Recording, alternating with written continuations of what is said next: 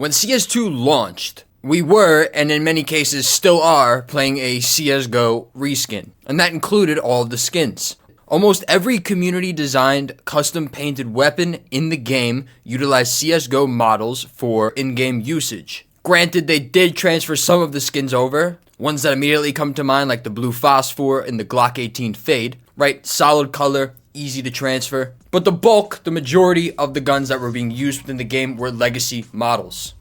And since then, they've been on a mission, an absolute tear, in systematically replacing all of these legacy models in favor of new CS2 modeled guns. One place in which this is obviously apparent are the weekly drops. All of the CSGO-era weekly drops have been replaced with their CS2 equivalents.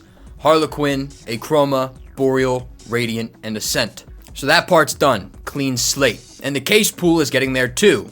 With just Revolution and Dreams and Nightmares to go, they will have successfully replaced all of the active cases that were in the drop pool with either new cases from CS2 like the Kilowatt case or terminals. If the pattern holds up, those two cases will be gone within a year's time. The direction is obvious, so we should expect those two to go as well in the next year. So while this does have tangible reasoning as to why it's happening, right? You want all the models to be CS2 natives so that it's easier for the game to run, but this could be a sign from Valve doubling down on what they said in regards to their lawsuit from the state of New York. In that response, they recognized skins as collectibles, akin to something like a Pokemon card or something along those lines, right? Sort of like a car company discontinuing their old models when they bring out a new yearly model. Which, fine, mission accomplished, but this is where it gets interesting. Because while Valve was doing that transition, the community, which were only recently allowed to submit their skins via cases and now terminals, have now been offered the opportunity to make skins via the armory. So if you're Valve and you're an artist in Valve, and the community is now handling the overwhelming majority of the cosmetic pipeline for you, where do you and where can you put your creative energy? Well, the only thing that's been left exclusively to Valve are the weekly drops. So one would assume they'd be putting all of their attention there now. As always, welcome back to Debate. I'm your host, Mike Water9. If you'd like to submit a community investment idea or a theory, whatever you'd like, there's a QR code on the screen. Scan it. It'll bring you to a Google form. Just fill it out, submit it, put your name at the bottom, and I will maybe use it in a video in the future. Now think about the old active drops in CSGO. Let's think about two specifically, Nuke and Inferno 2018, because these have the most parallels to what we're seeing right now in the active drops currently. Those were in the active pool for roughly 6 years, which is on the lower end for CSGO active weekly collections. These collections both have pink or classified weapons within their collections, and they have around a total supply of around 300,000, right? 110 to 120,000 of each of them. There are 2 pinks in the collection. So 300,000 skins, and it took them nearly 7 years to get there. Now, the new CS2 collections, right? Boreal, Radiant, and Ascent, we'll use those because those have been in the active pools for a while, about a year at this point. These ones only have 1 pink each, but the M4 Stratosphere and the AK Nouveau Rouge both have a supply around 1/4 of the total max supply of Inferno and Nuke, and they've done it in about 1/8 of the time it took Inferno and Nuke to get there. Skins.com is the first marketplace for Westerners on Chinese CS2 skins. Purchase from an extensive list of items or insta-sell your skins and withdraw it from a variety of methods, including bank transfer or crypto. For an insta-sell website, these are truly some of the best rates I've ever seen. And they are soon launching a peer-to-peer trading system to compete with some of the biggest players within the market. So why not get started now and get used to the website? Try out skins.com. So let that sink in for a second. 1/4 of the supply has been filled from where it was previously, right, our previous data, and it's done it in 1/8 roughly of the time. If that rate holds, and there's no reason it would stop, these collections are going to hit Inferno and Nuke numbers way faster than Inferno and Nuke did, right? There's a few reasons for this, right? First off, there's simply more players playing the game. The game is constantly increasing in player count. If you think it's all bots, you are fucking brain dead. There is some bots, but there's more people playing in general, which means more weekly drops, which means more weekly collections being filled up in supply relative to the older collections in CSGO. And secondly, these skins have actual demand, right? AK Nouveau Rouge. We know this is the best skin in the game. M4 Stratosphere, great looking M4 AWP Green Energy, great looking AWP. They're all skins that look good enough for you to actually want them and demand them. Compare that to a lot of the collections in the old weekly drops, right? The best skin in there for a while was the M4 Nitro until you got the 2018 Nuke and Inferno. And even then, these aren't super highly demanded skins. When was the last time you saw someone using an M4 control panel in a game? So all of that culminates into these collections taking an extremely long time to get where they were supply-wise, and these newer collections aren't having those problems. They're going to hit those supply numbers much, much quicker. In fact, they're already on pace to absolutely destroy the supply if they're given the same amount of time in the active weekly pools. This is on top of the fact now that those 4 old ones from CSGO have been replaced in lieu of Harlequin and Achroma. There are now only 5 active drops within the weekly pool. Now, it's only been around 2 months since these new collections have been added, so the supply shock that has been received from only having 5 collections has not been realized yet, but it will accumulate faster, 1/6 faster. Combine that with an increased player count and increased demand for the skins, you're going to have a relatively high supply compared to the CSGO weekly drop pools. And cases got discontinued, at least rare ones within the weekly drop pools. So now your value is coming from the skins, or a new case that comes out, or a new terminal that comes out, right? We can reasonably expect over time those cases to go down, those terminals to go down in price.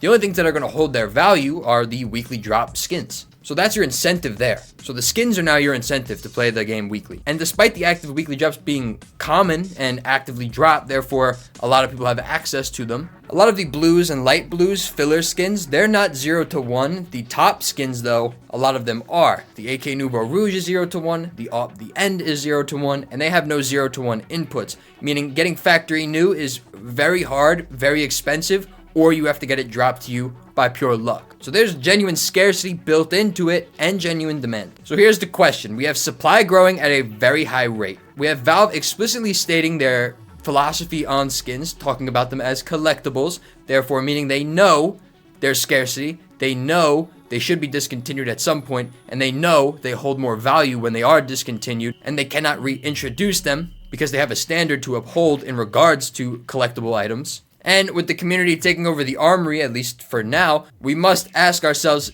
do these collections get rotated out quicker than we've seen? Because if they do, the first time at least, we'll have a really, really big significant price gain, and thus an opportunity to accumulate and take advantage of that. Now, we can't point to anything explicit, right? Valve is obviously very meticulous when it comes to not revealing any of their secrets behind it, but we can read into what they're doing and make an educated guess. Right? 1. We know for sure Valve now has absolutely the manpower to do just the weekly drops.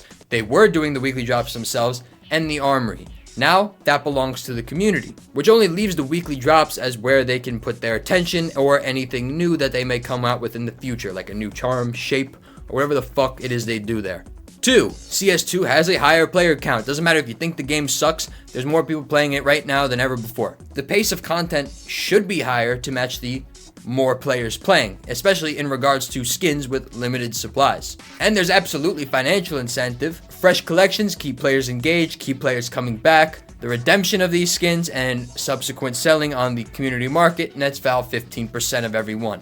And they have an incentive to make them look good like they did with the most recent collections. The better they look, the higher prices they command, the more 15% is of that cut. On top of this, the market seems to have already priced in the possibility. They haven't priced in the fact that these are going to be discontinued per se, but they have priced in the fact that they may be discontinued. Once Inferno and Nuke were discontinued in January of this year, prices on the remaining skins within the active pool were still declining on a downtrend, of course, because it's an infinite supply technically, but that downtrend definitely got way less steep because they are thinking about the possibility in which these get rotated quicker, right? Valve updated the weekly pool 2 times in a year span. Before that, they didn't touch it for 10 years. So something is changing there. We don't know if it's going to be the pattern from here on out, but the market is just going off of the news and the information it has. And that information suggests they may be touching it more in the future. And if Valve is actively thinking and explicitly stating their views of skins as collectibles,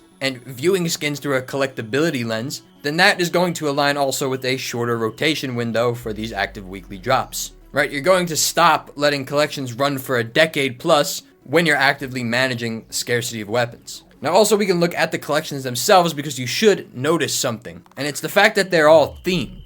Right, I know technically all collections are themed, right? Cobblestone is medieval themed, Nuke is like technology themed. I get that, but these are all color coded. These are more explicitly themed. Achroma is like black and white. Harlequin is like an 80s workout instructor. Radiant, humble, classy, refined gentleman. Ascent, autistic, space shit. Boreal, green, grass, plants. Which should tell us Valve is in the works of new themed skins. Maybe an all red collection next time, or maybe all clear. Who knows? So I think it'd be fair to assume that they do at least rotate these collections quicker than they did before. Am I willing to give an estimate on timelines? No, because 2 to 3 years honestly would probably be reasonable, right? I wouldn't think they get rid of any of these collections in the first year. If the current supply trends hold and there's only 5 collections in there, the pinks at the top will probably match the pinks within Inferno and Nuke in around 2 to 3 years. Maybe 2 if they want to keep it a little bit more scarce. Maybe 3 if they want to keep it in line. And that's a reasonable place to start with supply, right? They're not oversupplied, but there is plenty enough to go around where it's not like a Alp Gungnir situation where there's 10 of them and they're all $8 fucking billion. Right, I think Valve is now aware that they have more of a supply issue now than ever, especially with the weekly drop cases.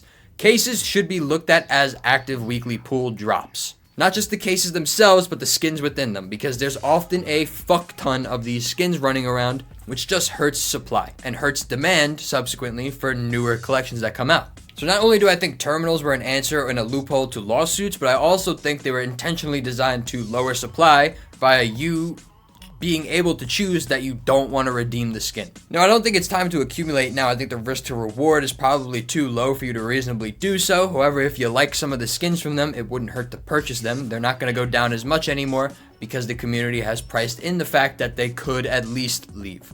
0 to 1 skins within the collections are very few and far between, so that is also something to look out for if you'd like as well. In fact, the smartest play here is to probably wait to see when they remove one of these collections, if they ever fucking do, because then you can make reasonable estimates on timelines and things like that and prepare your money accordingly, right? Anything you purchase right now is pure speculation and pure guesswork, but because of that, it will have the biggest reward, because you know for damn sure they're not telling anyone about getting rid of these collections before it actually happens. So the move is rather to not go in heavy, but just wait for a signal.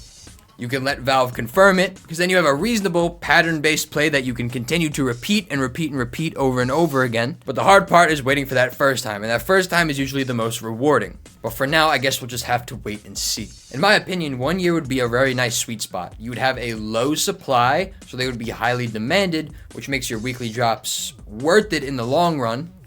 You have a constantly rotating catalog of skins. All those collections become collectibles.